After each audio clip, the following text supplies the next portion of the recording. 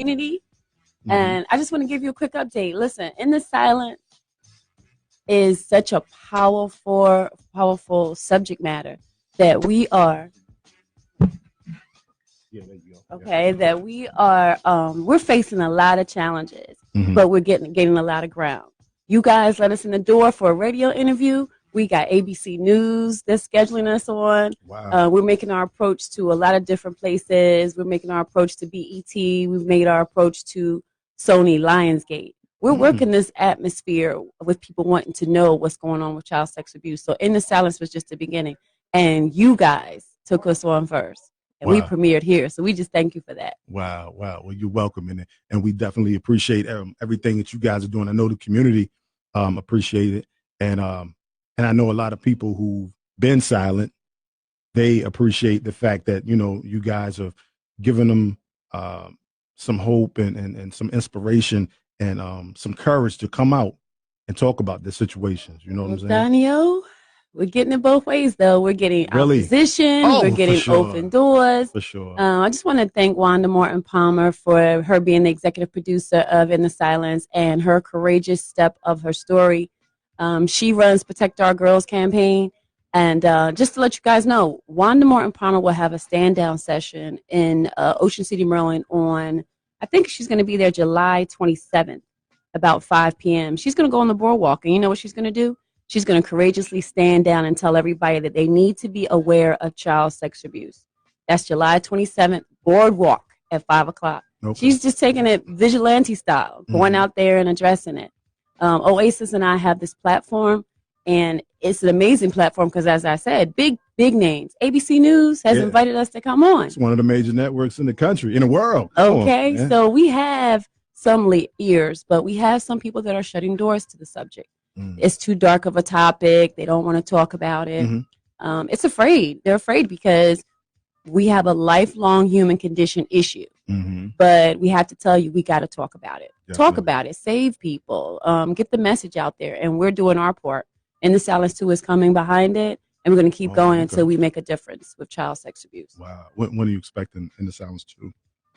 Well, In the Silence 2 is on it again. It's on a timeline. We are 90% done with it as far as filming. I am still, as a creator, sometimes you just gotta have. It's something missing for me, right? So, with that being said, I'm looking for that magical thing or whatever it is that's missing for me. Once I have what that is and put that in incorporated in the project, then I'll be ready. Yeah. But and only you know that. Right. Yeah, I know that as a creator. Right. It has to. You have to feel it, and only you know it. Right. And I've been explaining that to my crew, and we've been talking. And even though I'm still working ahead on something, like we got a lot of great recreations by some great actors and actresses in part 2. There's powerful recreations, nonetheless. That's jolting, and they're designed to do that. But man, when you see this, it's gonna be a whole nother ball. Yeah. So bring up to speed for those who are listening and just checking in and don't know what In the Silence is about and what it entails. Go ahead and In the Silence is about the prevention and awareness of child sexual abuse, and what In the Silence has done. In the Silence is effectively a tool utilized to inform people that if these type of things are happening to you, that is not right. You know what I mean? And so we're using it as an educational platform, and it was actually kicked off by, Wanda Morton Palmer with her Protect Our Girls campaign. So In the Silence and Protect Our Girls campaign, it's kind of hand to hand for that matter. Like partnership, sort of, kind of speak. Yeah. And here we have something that the human condition is having a hard time dealing with. But I want to tell you a little interesting piece about this community topic that we're discussing, because it affects all races, all households. If you are not a victim, you may know a victim, and we have to be more diligent about protecting young kids. As you talked about earlier, the R. Kelly scandal. R. Kelly deals with a situation where he is or being accused of being a pedophile. But think about the level of child sex abuse that goes even deeper than that. You have a 17-month-old or 18-month-old that was brutally murdered and injured as a result of child sex abuse in Virginia Hotel a couple of months ago. I can speak on that subject because I'm personally connected. She happened to be the niece of my son's fiance. Wow. So I have been energized to join the platform and speak for the victims that are not just victims for the rest of their lives, but that can be a victim that doesn't have a life that continues. It's that of egregious of an issue. And I know this conversation makes a lot of people uncomfortable, but these are the realities of our society that we're living in. So in the silence is one of those platforms and one of those topics. It's one of those documentaries that's going to have a lifelong effect. And that's exactly what we want for it. Wanda Martin Palmer is doing her job. She goes from town to town to town, city to city. The stand downs is where she actually stands in a public place with signs discussing child sex abuse. She gives out brochures. She'll talk about things that make people feel uncomfortable, but maybe if it's something that she says that can stop or assist a child sex abuse victim from remaining silent.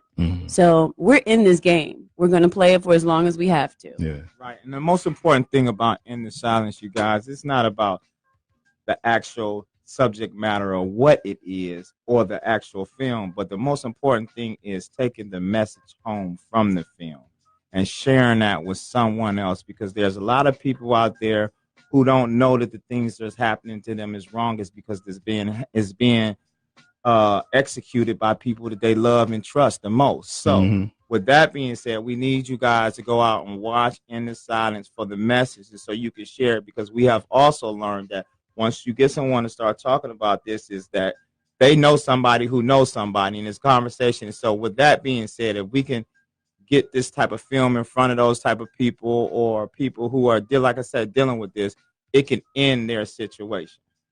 How was it? I know, Jazz talked about those who don't want any part of it because it's taboo, and some of them may have, like you mentioned earlier, had family members who dealt with it, and they don't want to open up their can of worms, or they may have dealt with it and they don't want to. They kind of want to leave it in the past or whatever. How was it that you guys got were able to get those who were involved in the documentary? What was the process of getting them involved, and how were you able to get them involved to share their story openly through the documentary? So a partnership occurred actually over a year ago when Wanda Martin Palmer walked into our office and says, I have this personal subject matter that I want to discuss. I have this campaign, Protect Our Girls campaign, and I need to be responsible to my situation, my circumstance, and my family, and other young ladies that were dealing with it at that particular time. So to be honest with you, there's always a season in someone's life where they feel like it's time. It's time to move forward. It's time to heal. It could be time to just initially get that those unspoken pains that are inside you out. So these young ladies were adamant that they were going to be courageous enough to walk forward and discuss what was going on in their personal lives. Danielle, let me tell you, I sat on the side of those young ladies. I was on the other side of that table listening to these interviews. I have a newfound respect for reporters. I have a newfound respect for therapists because your heart hurts when you hear things that are so deep and ingrained. These are the things they lived. I just had to hear it. But I'm not going to run away from it. But like a lot of people are just so concerned that they're offending someone that nothing can be done about it. So these young ladies decided, they made a decision to share their story. And if they didn't share their story, some people will never talk about it. There's families that have equations where there's an uncle that's still in the family structure that could have been the violator. So they keep a hush. They don't say anything more about it. These young ladies took a stand. They were courageous enough to come into the fold with Wanda, Oasis, and myself, and some of the other production teams. And they just shared what was privately a part of their history and their background. Their sharing has catapulted into a whole nother group of individuals that are saying, you know what, it's time for me to be free of this secret as well. And that's a big step. It's a big step, but we applaud it. And if we can support them, they'll feel comfortable, sharing their stories. I remember when the penetration first took place. I felt this pain, this pop, and that was when I was no longer a virgin. The people that was supposed to protect me were the main people who harmed me. Urban Vision Works. My first memory was when my father said, when you get older, are you going to let me suck on your breast? I didn't see the sign. I didn't know. Rights are not real. They only say that to keep you silent. I always tell my children, don't trust nobody. Why didn't you tell me? I'm sorry. I could have protected you.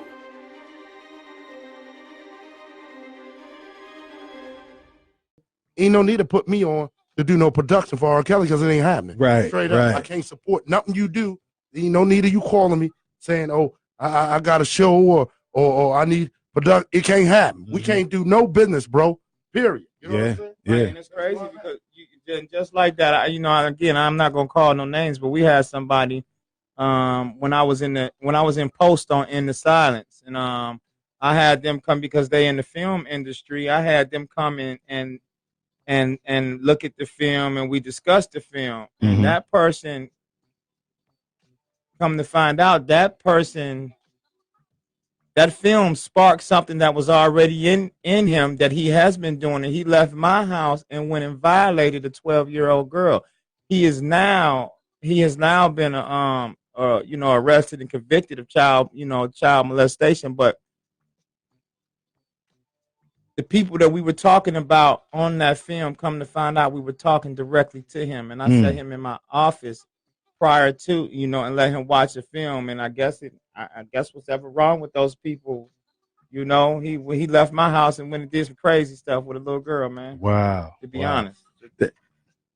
We have had such egregious situations that have come across since opening up this topic. It's almost like opening up a can of worms, Yeah, and it starts to get scary about what type of world and environment we're living in, where little girls, we're talking about a 12-month-old, 17-month-old, 8-month-old, like I told you about the young lady who in Virginia, that she lost her kid to child sex abuse. Yeah. So that's the worst side of it. But then you have these victims that were victimized at those same ages, and then they grow up to be victims of drugs, alcohol, and victimized again. So what I'm telling you is that there needs to be a voice to the perpetrators. They need to know that there's a threat, behind what they're doing. Right. Because if these kids are too afraid to say anything, there needs to be a lot more of attention put on the subject matter. And Donnie, you say you watched the film 3 times. Now you see the point in there where 2 of the young ladies in our film,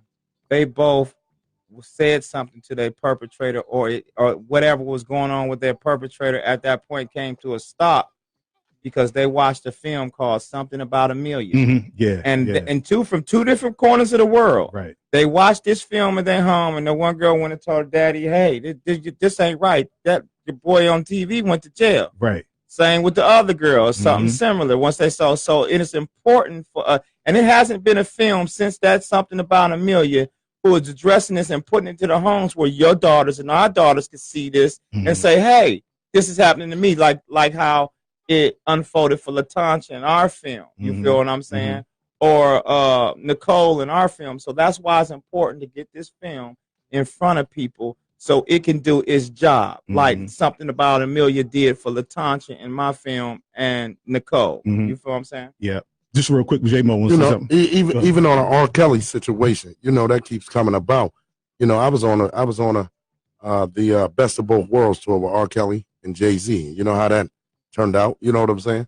But I'm going to save the real story about why they really got beefing. But y'all can figure it out, though. I'm going to just save that story. But one day I'm going to tell it. You know what I'm saying? It's going to come pretty soon. But you can figure out what really was going on. You know what I'm saying? With the young girls backstages and on tour buses and all that. But I'm going to tell a story about what happened. I just got to save it because the legal part of it. You know what I'm saying? Got you. Oh, yeah. But pretty soon, the non-disclosure that I signed, probably in about another 2 months or so, it's going to be out. And I'm going to tell you the real story, though. Okay.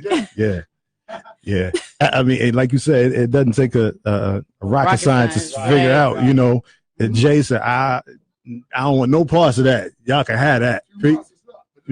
Yeah. But think about how many people are walking around with those same type of secrets on a daily basis Mm-hmm. that won't open their mouth to say anything about it. Yeah. You know, take a stand. At this juncture, you are protecting someone who can't protect themselves, especially if it's about a child or Right. underage person. Mm-hmm. You know, so whatever programming we've been given that gives us that safety zone for not opening up and discussing it, we're gonna have to address that. It's a little scary. It can be hard to change our mindsets.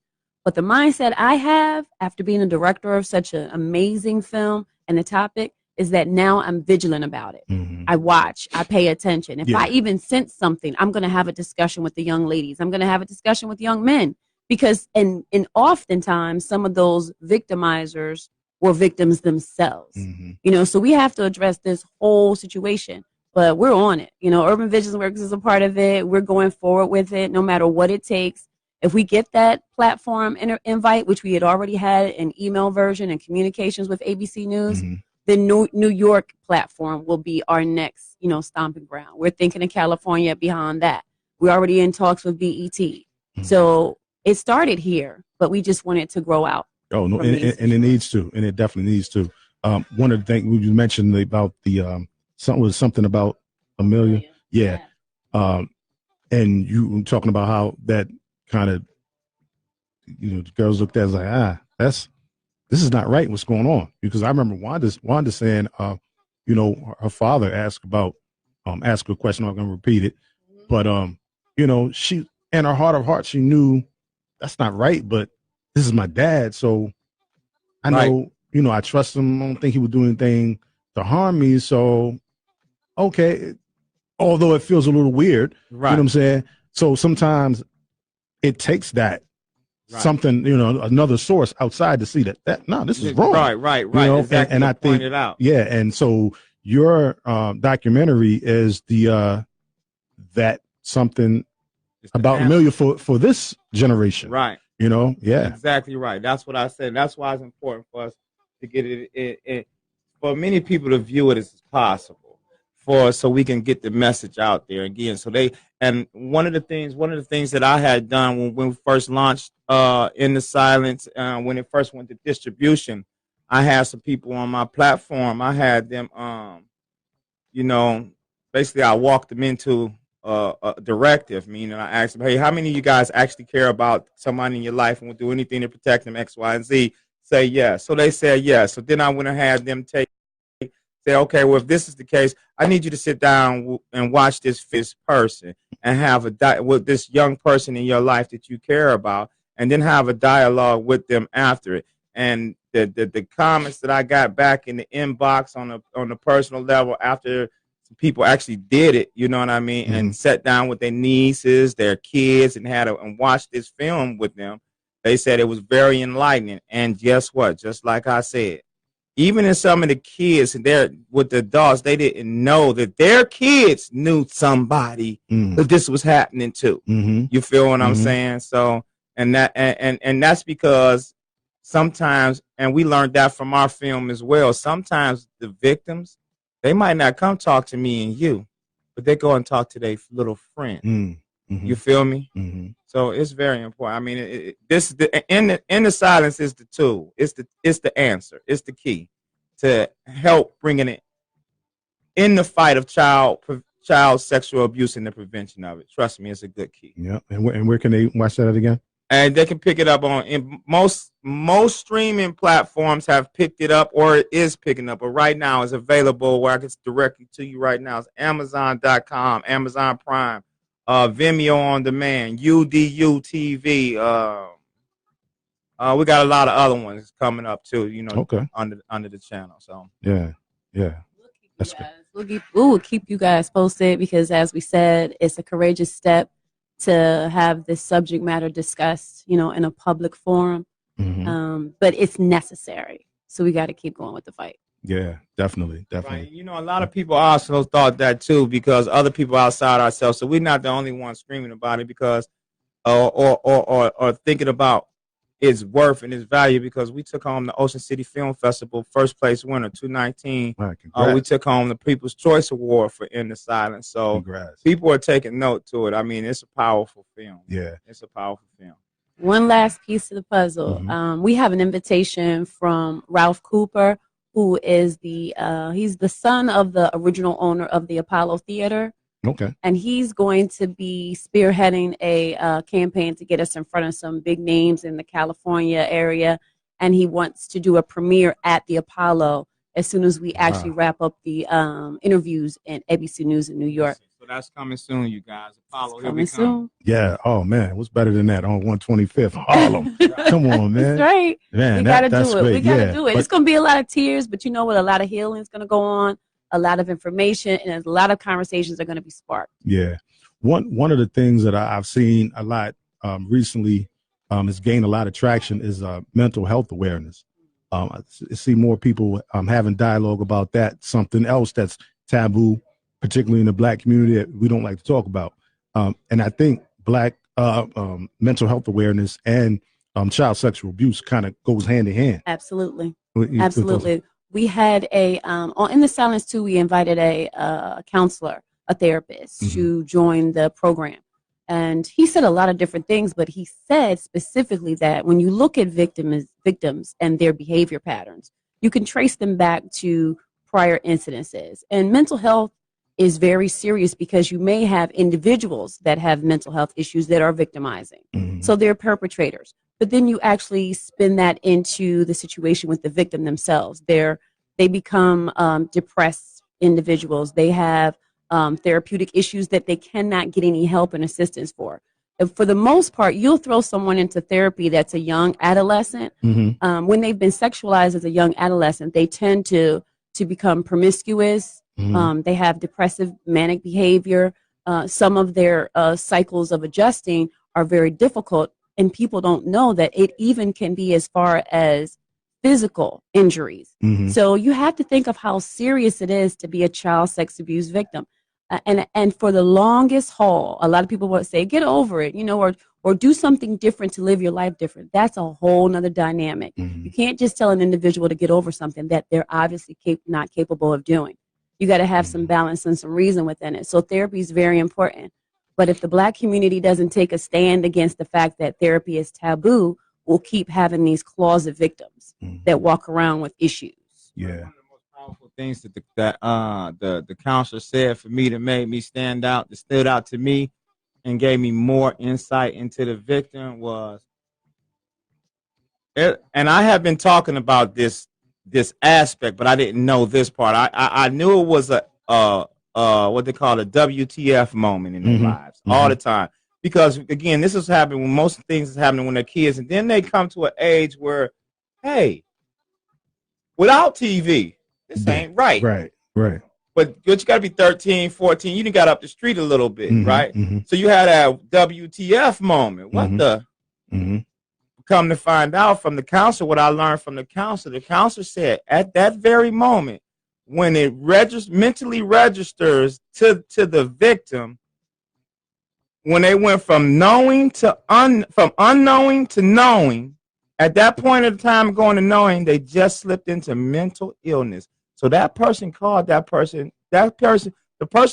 perpetrator made this person not only a victim, but pushed them into mental illness as well. Because now they in their mind, that's where they start being ashamed and trying to self-diagnose, self-medicate, and start doing all these things, trying to cope with what daddy did to me or cousin Jeff or whatever. Now that they realize that you weren't supposed to be doing that and how they feel about it, it's a mental illness that takes place right then and there and carries with them dead on. That's deep. Yeah, definitely. And it's something you just hit on again. That we touched on just a little bit, but just dive into it a little bit deeper. You said when daddy did something or uncle did something. The majority of the times, these issues, when you have these victims, it's from someone that they know, someone close to the family. Without a doubt. Just speak on that real quick. That's actually a huge number, 90% of the time. Oh, I didn't realize that. Wow. It's a friend, family, or someone close that's a trusted person. Right. Because when you think about it, children are vulnerable. and we leave them in care of a lot of different individuals. One of the things that got us interest at the ABC News level is because I sent them an email talking about, we had been in talks for some time. I sent them an email talking about something that Wanda and I had discussed openly, and that the holidays and summertime are peak times for child sex abuse. Why? Children are moving around. They're home from school. They go to relatives. They take vacations. They go to camps. So there's a larger number of child sexual abuse violations that happen when summertime hits. We can't say why. And holidays. How sick is that? You have an uncle that's drunk. You have a brother that's on drugs. And I'm not saying that only males offend, but we got to deal with that. The reality the reality is that more male offenders exist than female offenders. The percentages are 100% imbalanced. So we have to deal with the reality that more male offenders exist. And yes, close friends and family members. And whoever is in the dynamics of watching these children have to be a lot more mindful of that. But you don't know what you don't know. So you have to be mindful of it. And then the parents, the ones where it's not actually happening in their household, then they beat themselves up because it's happening in somewhere where they trusted the people that they put their kid in care of. So now you got all kind of victims in that scenario. You see what I'm saying? You got the parents, you got the victim. They, you got all these things. It's ridiculous, man. Speak on also the denial, because I know there's instances where kids go to mom if it's dad that's doing the perpetrating or whatever, and they don't want to believe it, and they shoot them down, and then they make the child feel bad, and now it's like, okay, who would I go to? Who do I turn to?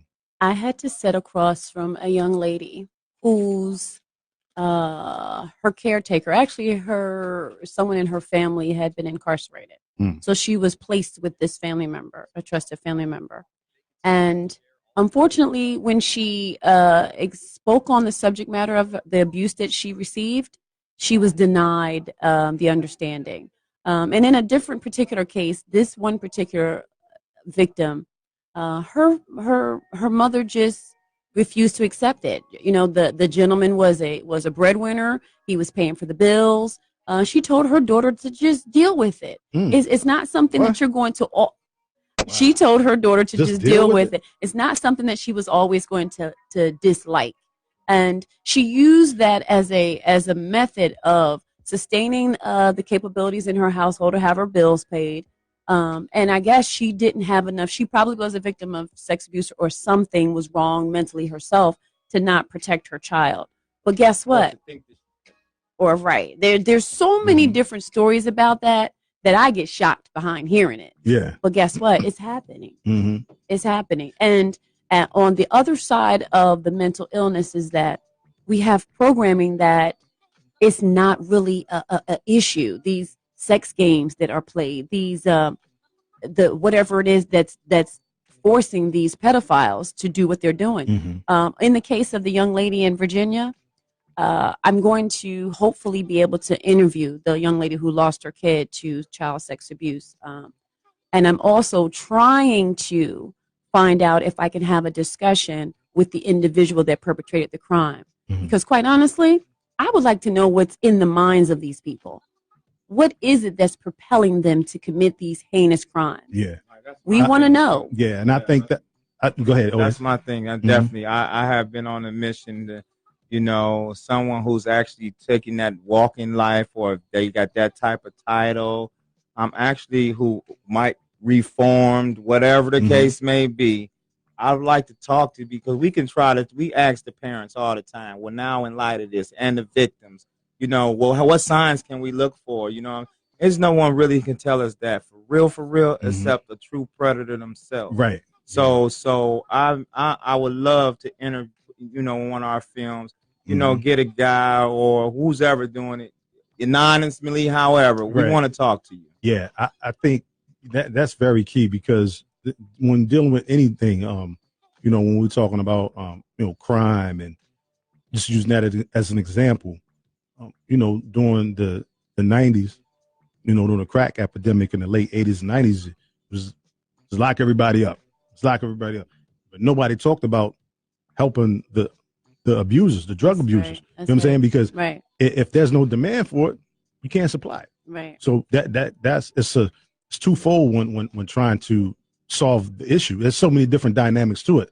So we always try to look at one way and think that's the way to help, to cure it all. And that's not the case. Prime example, when Oasis was talking about the young brother who saw the film and then something triggered his head to go out to commit another crime, to have to victimize someone else, when you was showing it to him, maybe it'll deter him from it, but instead it triggers something for him to go out and do it. That's a mental illness. That's something going on there. Absolutely. But he wasn't born that way. Something transpired for him to have those triggers. Right. So to get to the root of it, to have an understanding, you got to talk to him. We have to. You know what I mean?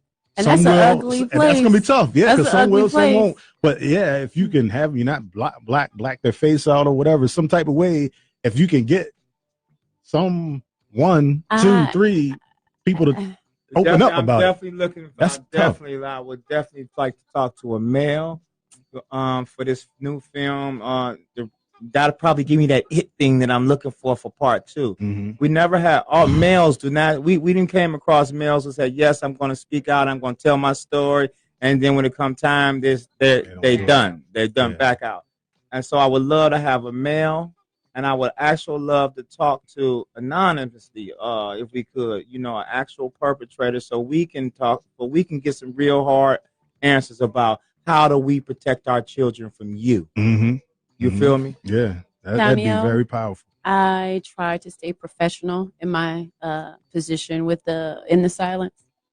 But if I sit across the table from a perpetrator, I'm trying to figure out my mode of acceptance of what they're saying. Because I sat across the table from the victims, it's just an extremely anxious feeling for me. I do believe that we need to know, because there's just so many things that we don't know. And I think that's part of the problem.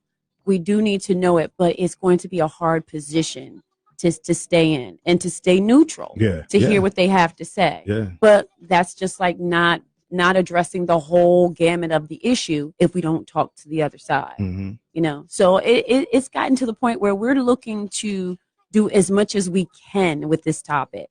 Wanda's doing her part. Protect Our Girls campaign is out there every day. It has a hotline associated with it. All you got to do is search it online, Protect Our Girls campaign. And as I said, she's doing stand downs.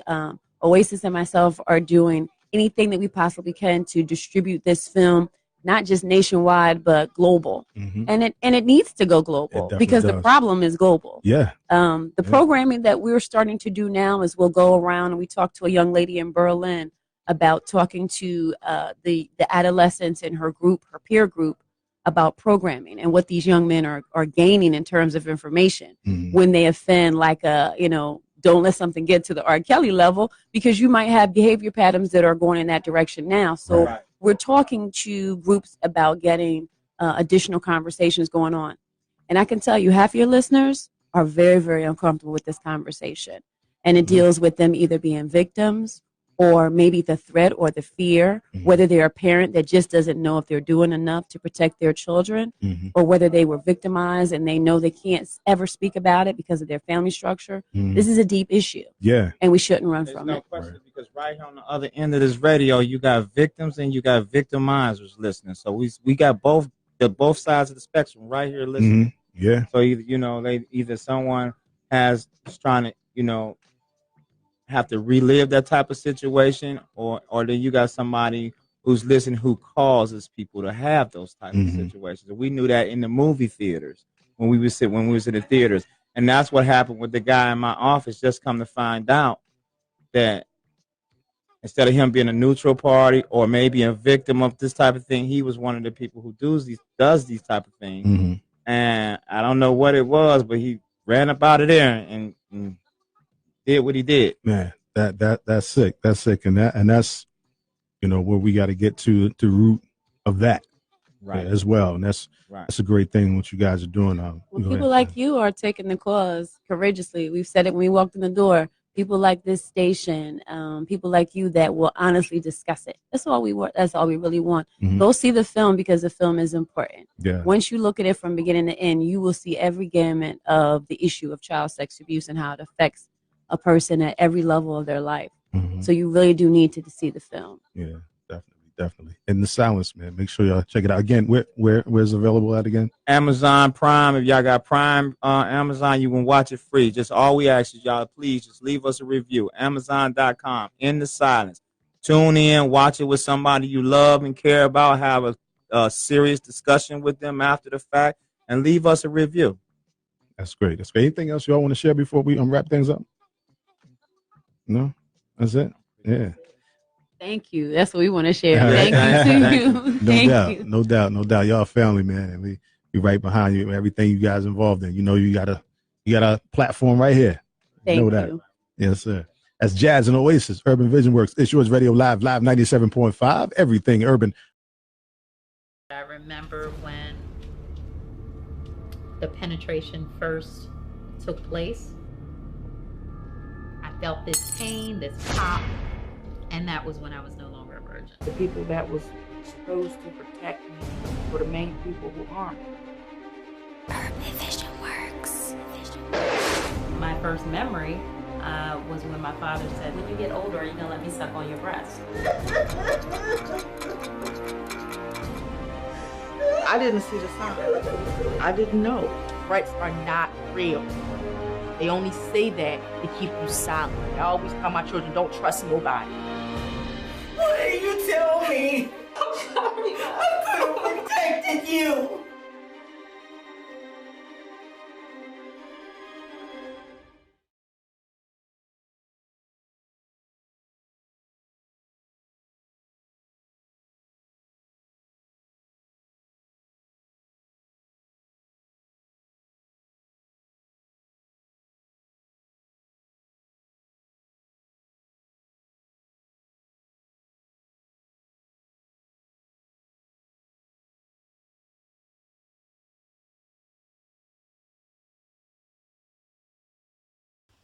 It's yours. Yeah. Sunday, fun day. Turn your radios up. Donnie-O, J-Mo. Are you ready or what? 97.5 is yours radio live. From 4 to 7, you can chill before it's back to your job. You decide on your Sunday moves so you can cool out and groove out to Sunday school. If you coming from the sand, stuck in OC traffic, Ill Kid, the mixtape boss with OG classics. Anything from BDP to DOC. And of course, taking the sports break with POV. You get the news. It's real, don't ever get it confused. If the word is in the street, we'll definitely bring it to you. Get in tune, Mr. Whitlock, Sheriff Dave Clark. They both blind, that's the reason why they stay lost. We for the people, that's the reason why we stay truest. Look at the coons, always trying to dance their way through it. If you got bars and send them in, just make sure it's clean and ill or give it a spin. If it's hot, then it's here. If not, it's gotta go. Hip hop and neo soul. J-Mo and Donnie-O, let's go.